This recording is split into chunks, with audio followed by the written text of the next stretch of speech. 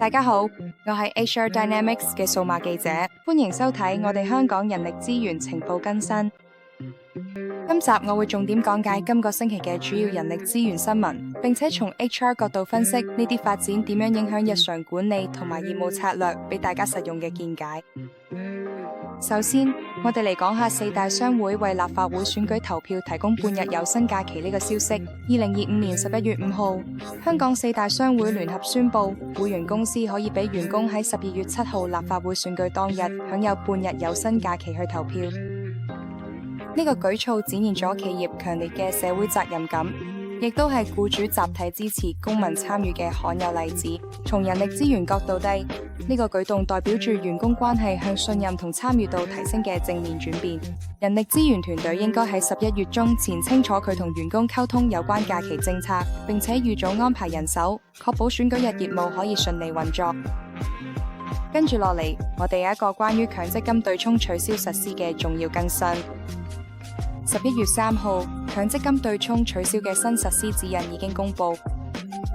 由2025年5月1號開始，僱主唔可以再用強積金供款去對沖過渡期之後嘅遣散費或者長期服務金。呢個雙軌計算方式會為人力資源同財務團隊帶嚟技術同預算上嘅挑戰。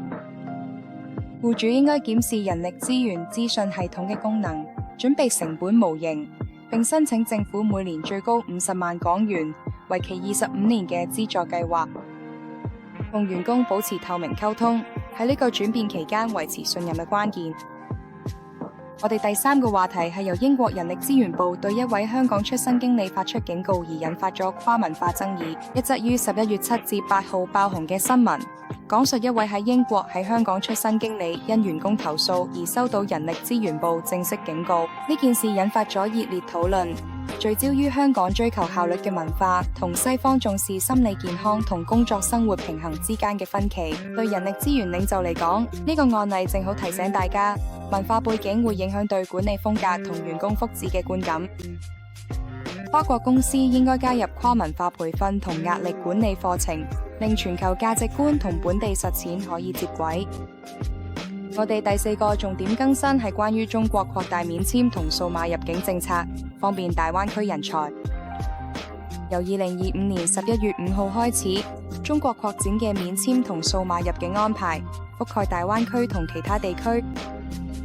呢個政策包括長三角同京津冀地區，並且喺15個與香港有關嘅口岸設有人臉識別通關。由11月20號開始，持有人才認證嘅人士可以喺內地50個城市網上續證。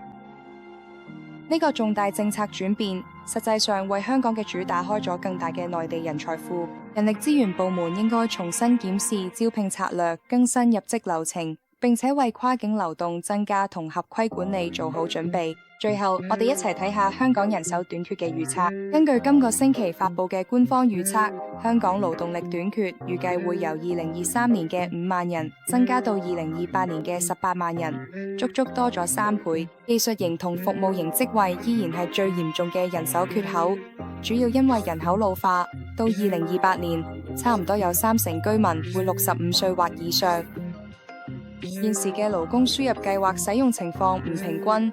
建造業用咗76%，航空業用咗92%，運輸業就已經爆滿。對於人力資源領袖嚟講，呢個係一個行動號召，要制定3至5年嘅人手預測，加強人才留任同培訓計劃，並且及早研究勞工輸入資格。可持續增長唔單止靠請人，仲要靠再培訓同員工參與，去保留機構知識。HR Dynamics 係一間專業人力資源公司，為企業提供招聘、獵頭、培訓同各類人力資源管理方案。我哋亦都有為在職人士提供職涯規劃服務，提升職場競爭力。如果你需要我哋嘅服務，或者想要今個星期分析嘅書面報告，歡迎電郵去 dc@hrdhk.com。多謝收聽，祝大家一切順利，生意穩步發展，員工開心又安全。最後記住 like、訂閱、留言同分享啊！下個禮拜再見。